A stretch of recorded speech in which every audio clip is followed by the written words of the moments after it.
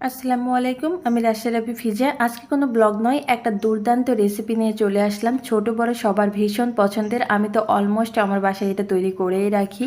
পুষ্টিগুণ এবং স্বাদ দুদিক দিয়েই কিন্তু এই রেসিপিটা সেরা। তো এটা বানানোর জন্য আমার যেটা লাগবে সেটা হচ্ছে কলা। একটা ব্লেন্ডারের মধ্যে আমি এখানে বেশ কয়েকটা কলা নিয়ে নিলাম। যতটুকু বানাবেন সেই পরিমাণে কলা দিবেন। তো এখানে আমি 5-6টার মতো কলা নিয়েছি। কলাগুলো ছিলে দেওয়া হয়ে গেলে এর মধ্যে আমি একটা কাঁচা ডিম দিয়ে দিচ্ছি এবং ডিমের গন্ধটা দূর করার জন্য এবং একটু এক্সট্রা স্বাদ নিয়ে আসার জন্য এখানে আমি 1 টুকরো এলাচ ব্যবহার করছি।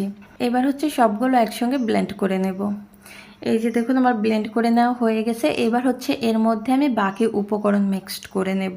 এবার একটা বড় মিক্সিং বল নিয়ে নিলাম। এর মধ্যে আমি নিয়ে নিলাম চালের গুঁড়া এবং ময়দা। চালের গুঁড়ার পরিমাণটা একটু বেশি, ময়দার পরিমাণটা একটু কম, এবং তার সঙ্গে আমি দিয়ে দিলাম হাফ কাপের মতো গুঁড়া দুধ এবং পরিমাণ মতো চিনি, সামান্য পরিমাণ লবণ দিয়ে দিলাম। এবার এর মধ্যে আমি দিয়ে দিচ্ছি হচ্ছে কলার এই মিক্সটা। এবার খুব ভালোভাবে হাত দিয়ে এটা মাখিয়ে নিতে হবে। যদি মনে হয় যে শক্ত হয়েছে তাহলে একটু লিকুইড দুধ বা পানি দিয়ে আপনারা মানে সুবিধা মতো মাখিয়ে নিতে পারেন। এই ময়দার ডোটা যদি তোমরা একটু সময় নিয়ে মাখাতে পারো সেক্ষেত্রে কিন্তু এটা ভিতর থেকে অনেক বেশি ফ্লাফি হবে, খেতেও ভালো লাগবে, দেখতেও ভালো লাগবে।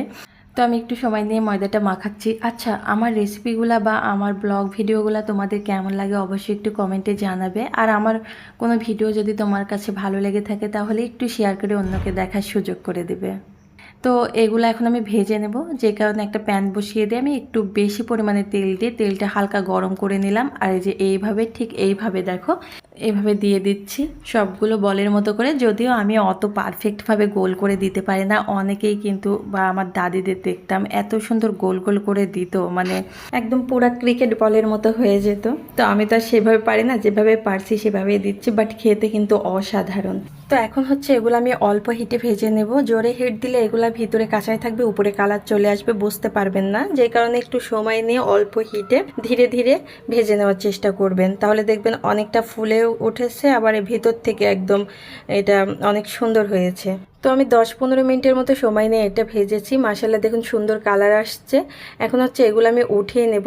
এইবার হচ্ছে যেটা করব, এখানে আমি চকলেট গলিয়ে নিয়েছি। এবার এই চকলেটের মধ্যে এই বলগুলা দিয়ে এটা হচ্ছে আমি একটু মাখিয়ে নিয়ে একটা প্লেটে নিয়ে এটা হচ্ছে আপনি ফ্রিজে রেখে দিবেন জাস্ট 10-15 মিনিটের জন্য। একটু ঠান্ডা হয়ে গেলে যেন চকলেটটা একদম পারফেক্টভাবে সেট হয়। বাচ্চাটা যেহেতু একটু চকলেট টাইপের কিছু পছন্দ করে, যে কারণে আমি এখানে চকলেটটা অ্যাড করলাম। আপনারা চাইলে নাও করতে পারেন, বাট এটা 2 রকমভাবেই খেতে কিন্তু মজার। আর আপনি বানিয়ে দিলে ওরা বুঝতেই পারবে না এটা বাসায় বানিয়েছেন। আজকের এই রেসিপিটা কেমন লাগলো এবং এই ধরনের আরও রেসিপি দেখতে চাইলে অবশ্যই আমাকে কমেন্টে জানাবেন।